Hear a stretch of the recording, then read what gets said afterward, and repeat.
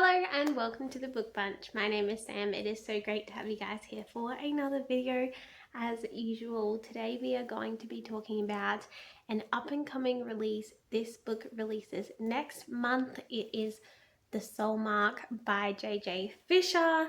I will leave a cover photo up here for you guys because I only have the arc of it as a ebook version, so I can't show you the physical, but this is what the cover looks like for you guys that are interested. And we are going to be doing a bit of a Christian non-fiction book haul because I have decided to expand that collection and have grabbed a few goodies to share with you guys. So first, let us talk about Soul Mark because this book, guys, okay, so we'll go back to the beginning. J.J. Fisher, her name is Jasmine, she is awesome. She wrote Calor, which, as you guys know, I absolutely loved, and she put out a call a few months ago to have people join her street team for the Soul Mark, and I applied and I got in, and she kind of told us all that this book was about pirates. And so I had it in my head that it was very much so going to be like a swashbuckling adventure. That's not at all what this is about. And because that's not what it was about and that's what I had been expecting, it took me a while to get into what it actually was like. And it does include like pirates, but it's more like land pirates. It has that kind of vibe, but I wouldn't necessarily say it's a piratey story. Like, people have like flintlock guns and they've got like swords and all of that kind of stuff, but I wouldn't necessarily call it a pirate book, at least not this first one. It might become more of a pirate book in the second book later in the series, but I would just say it's more of a non-magical fantasy, very much so adventure-y. There is a amazing romance in there, so if you are a romance lover, definitely. And it's more almost like, it almost gives historical fiction vibes, I would probably say. Maybe a little bit more fantastical than that, but yes, think like Pirates of the Caribbean era, but without any kind of magic, if that makes sense. So what is the book about though? So the book is about this main character. Her name is Sailor, and she is, how will I describe it? She is a fierce young woman who has been trained by her older brother in how to use weapons, at least on a basic level, because he is in the local like army, and he kind of has taught her some self-defense kind of moves. And in this world, it is a very religious world. And this whole book, a very strong theme of this book is the failure that is man-run, man-controlled religion, and how different that is from true faith and the true God as we know him. And it kind of shows the evils of religion. And yeah, I loved the separation between like, this is what the religion makes this God out to be and his followers out to be, but this is what the, like, who the God actually is and what his heart is really like, and what true followers of him, how they are different from that. I loved that in the story. It was amazing. Anyway, so in this world, this religion basically runs the country, runs the kingdoms, and the religious order believes that, or has led people to believe that, if they sacrifice some of the firstborn children, then they, and like send them off to this island and take their soul from them by branding them with this soul mark on their hand to say that they're soulless. If they do that, it will appease this God and make everyone else righteous, basically. and the religious figures believe that they are born holy, born righteous, that they cannot fall away, they cannot sin. But then everyone else is susceptible, and they believe that they are on a higher level than ordinary people and all of that, which, as you know, is a terrible misconception of what real faith and the real God is like. And it is explored in the book where, like, one of the main characters, Caleb, he is a man who is studying to be like a priest, and he's reading the Bible or the ancient text, but their version of the Bible, and he's reading it and he's going, hang on, this doesn't align with what I've been taught. And he reads the Bible more and finds out that the carver, who is the God in this world, actually puts everybody on the same playing field, that he is merciful and gracious, and he just wants a close relationship with everybody, and that he doesn't actually want this lot, which is what the soul mark ceremony thing is called. It's called the lot. And we start off the story with Sailor at her sister's ceremony, because her sister is the firstborn, and her sister gets picked to be branded, become soulless, and shipped off to this island never to be seen again. The island is called Azazel. I'm probably not explaining this correctly or in the right order, but bear with me. Anyway, so Sailor grows up, like, years have passed. She still hasn't forgotten her sister. It's kind of really affected her whole family, as it would, and she is very protective over her younger sister. And her younger sister are walking home one evening. They were meant to be accompanied by their brother, but their brother didn't show up because his business ran long. And so she walks her little sister home, but on the way they get attacked by a drunken man who ends up turning out to be a noble. And he wants to do horrible things to her, and so she defends herself, and in the scuffle he dies. And she kind of freaks out because she's like, I've killed a man. She flees to her mentor's house, tells him what happens. He's like, you can't, like, we need to sort out what to do, kind of thing. And her choice ends up basically becoming fleeing and her family having to lie for her, or her turning herself in. And her family wants her to flee, of course, because they don't want her to turn herself in, because they know that if she turns herself in, she'll probably be put to death. And so she is kind of warring with this decision, but she ultimately decides to go turn herself in because she knows that's what the carver would want her to do. So she goes and she turns herself in, and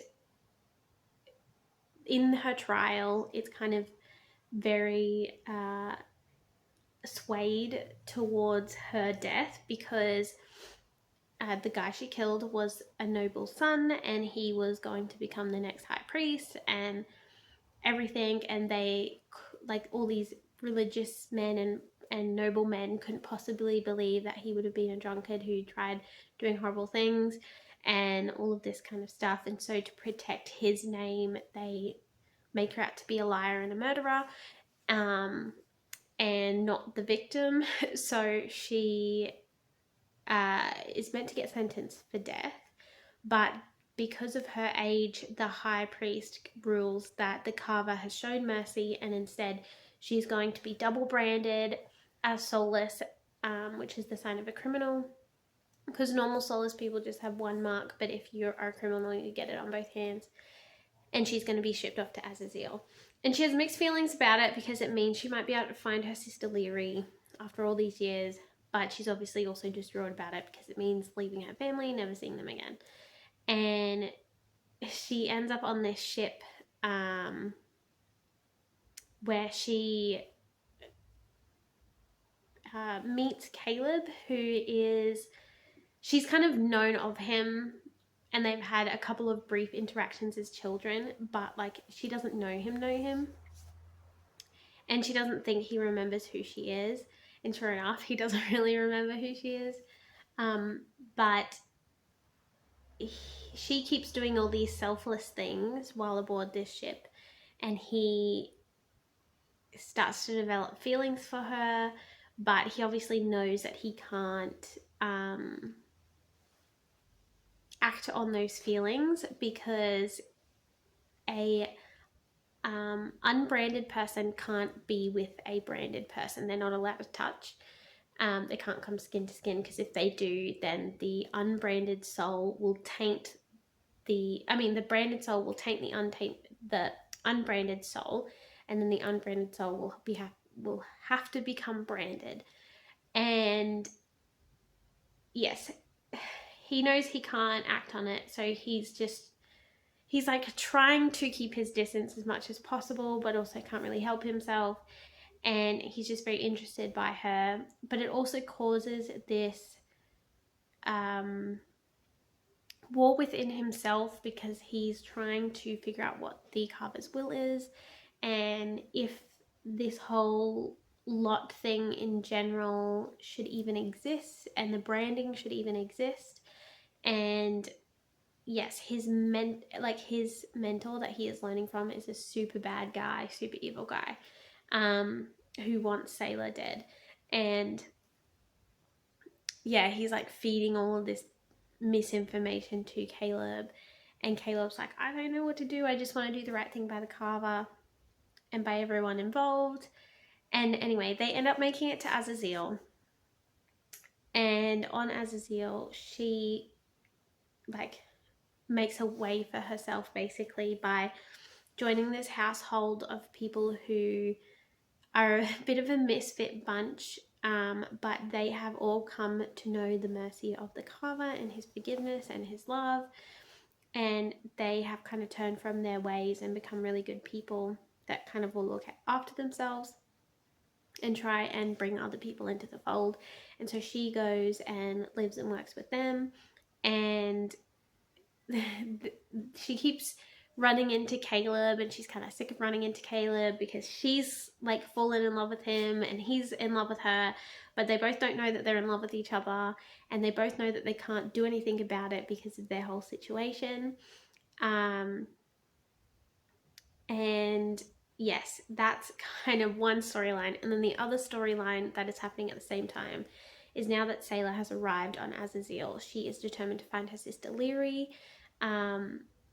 And she finds out that her sister Leary is bonded, or married to, bonded is their version of married, to like the most evil guy on this island, whose name is Uriah. And he is a land pirate, and he controls all of these land pirates, and he is really bad. He beats his wives and his kids, and he just kills people whenever he feels like it, and he steals and smuggles and does all sorts of bad stuff. He corrupts a lot of people. And yes, he is just a really bad guy, and he wants to take Sailor for himself, as like a prize. And Sailor is very good at, well, sometimes very good at defending herself, and she kind of puts a target on her own back in that regard. But yes, she is still trying to get Leary and Leary's children to safety. But Leary is like, no, there's nowhere I can go that he wouldn't find me. Like, just forget about me kind of thing. But yes, I can't say any more because it will kind of spoil things. But that's the basic premise, and I know it's a little bit convoluted, but a lot happens in this book, and it's all really, really good, and I highly recommend it. But yes, don't go into thinking it's like a normal swashbuckling adventure, because it's not like that. But apart from that, it was a 5 out of 5 star read for me. I absolutely loved it. I really, really want book 2 already, even though I'm gonna have to wait for a while because this one hasn't even technically released yet. But yes, definitely go pre-order your copies for the May release. I will leave JJ Fisher's Instagram below so that you guys can go check that out if you're interested. But so good. I had an amazing time and I cannot wait for the next book. It's going to be so good. But now let's get into our book haul. So like I said, most of it, if not all of it, is Christian non-fiction. So hope you guys still find that kind of interesting. I don't know a lot about some of these books. I just got them because they were on like really good deals and stuff like that. But that's all right. So there is Church History in Plain Language. I bought this because this is meant to be a full account, or relatively full account, from the whole history of the church. So from when it kind of started in, was it Corinth that Peter started the church? All the way to pretty much now, I believe. Yeah, 21st century. So I'm super interested to read this one, learn more about church history, because honestly, I don't know very much. I know that there was a Reformation. I know that there were crusades, but I really don't know when stuff happened, what changed the church, how the church got to where it is now, all of that stuff. I really don't know much about it, and I am really interested in knowing more about it, so that's why I grabbed that. I also got 2 copies of The Invitation, which is a CSB, which is Christian Standard Bible, New Testament copies. I'm going to keep one for myself just to see like how different the version is from my NLV Bible, because I've decided that I'm going to start collecting different versions so that I can compare them and just see if I can get anything more out of different ones. So I got a CSB just in the New Testament, and I will gift a copy to someone in my life. And then I grabbed Untangling Emotions. I got quite a few actually that are to help with my Christian counseling degree that I'm starting in a couple weeks' time, just because I felt like it's always good to have a bit of extra reading about things. So I got this book, which is called Untangling Emotions, which is how do you feel about how you feel, and it's meant to be like a Christian take on it. So like how God has designed our emotions, and like how he wants us to control our emotions, all of that kind of thing, and how he wants us to kind of go through that and sort out our problems. And then I got More Than a Healer, which is not the Jesus you want, but the Jesus you need, and it's all about Jesus being a healer and how he will heal us in ways that we might not even realize we need to be healed, and that healing doesn't always come how we expect it to or want it to, but that it is always the healing that we need and the Jesus that we need, which I thought sounded really good. Then there is He Is Not Ashamed, The Staggering Love of Christ for His People. I thought this book looked really interesting. So this is all about the whole spiritual adoption theology, and how we are grafted into Jesus's tree and all of that kind of stuff, and yeah, how Jesus loves us despite ourselves. And then there is Walking with Domestic Abuse Sufferers. I got this specifically because one of my electives that I have chosen is to do a specific study on domestic violence, because that is something I feel as though I would like to help people with. It's a huge issue throughout the world, but especially here in Australia. We have a huge problem on it, both sides, both genders causing harm, and therefore both genders being harmed.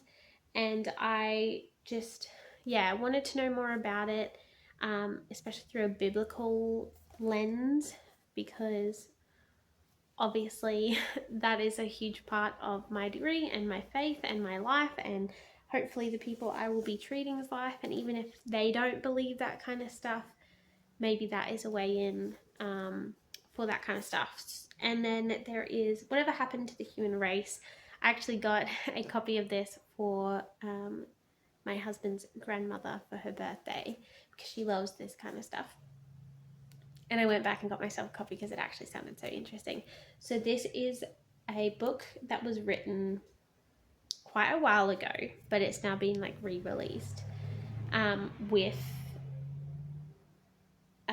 like it's also like got a commentary about the original work, if that makes sense. Because it's basically showing how, even though this was written like 40, 50 years ago, how relevant it is for us now, and how messed up basically the world has gotten, and that whole direction that the world is going in. And yeah, it's meant to be really interesting. So I am, again, looking forward to that. There is Fear Gone Wild, story of mental illness, suicide, and hope through loss. This is written by, I'm not going to be able to say her last name, Kayla Stokely, maybe? And she is a friend of Lisa Turkhurst, which I have read a couple of her books before, and I really like her as an author. I thought I'd get this because this is about this woman who, she was a pastor's wife, and her husband, who was a pastor, committed suicide, and how that rocked her as a woman of faith, and as a member of a church, and all of that kind of stuff. And in kind of the aftermath of all of that, and even just like the story of watching her husband struggle through what he was struggling through. And yes, I'm very interested in what that is going to be like. I feel like it's going to be really heavy, but I hope that it is good and helpful. Then there is an enigmatic life, enigmatic, I can't say that word.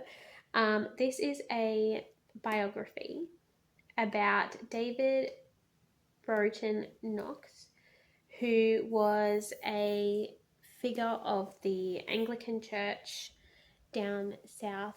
And I don't know anything about him. I don't know anything about the Anglican Church or anything, but it was $50 down to $3. And I was like, well, now's a good time as any to learn about it. I thought that his like the blurb sounded really interesting too, because apparently he set up a lot of schools and all of that kind of stuff.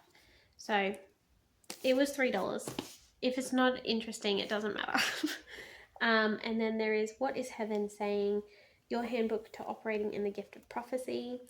This is something I'm going to be super interested in as well, just because I don't know much about prophecy, if I'm being honest. Like, I know that it's a very biblical thing. I know that prophecy runs all the way through the Bible. But in regards to how prophecy affects us now, and like people who prophesy now, I know pretty much nothing about. I don't have the gift of prophecy as far as I am aware, and so I was just interested to see what this person says about it, if that is something I should be praying about or like looking into or whatever. But yeah, if you know anything about things like this, please let me know. I would love to know. Or any other like non-Christian, non-fiction Christian books you think I should be getting into. There we go. And then there is Saving Christianity, the Danger in Undermining Our Faith and What You Can Do About It. So that this one sounded really interesting too, because yeah, apparently this is about the fact that like Christianity has changed so much in the last few years, and how it's been going in a bad direction in regards to giving into the world and all of that kind of stuff. And this book is talking about how we can turn back from that, and how we can save our faith, is basically what he's trying to say. And yeah, be the God-fearing people God wants us to be, and use the gifts he has given us. So that sounds super interesting.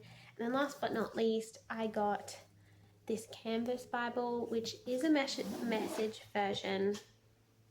I got it because it was super floppy. Look at that flop. And then it's got these like journaling type columns with lovely drawings and verses and stuff to color, which sounded really awesome. I also thought it was super beautiful. And I read a couple of books recently where they like quoted the message, like the message version of the Bible in their books, and it just, I don't know, it just gave me it like spoke to me in ways that those same Bible verses haven't in a long time. So I thought I would give that a go as part of my exploring different versions thing that I'm doing at the moment. So yes, that is everything for today, guys. Let me know what other books you want me to pick up and what other books you want me to be reading soon. The next video will also be a fantasy recommendations video. So yes, hopefully you guys will love that one on Saturday, and I will see you guys then. Bye!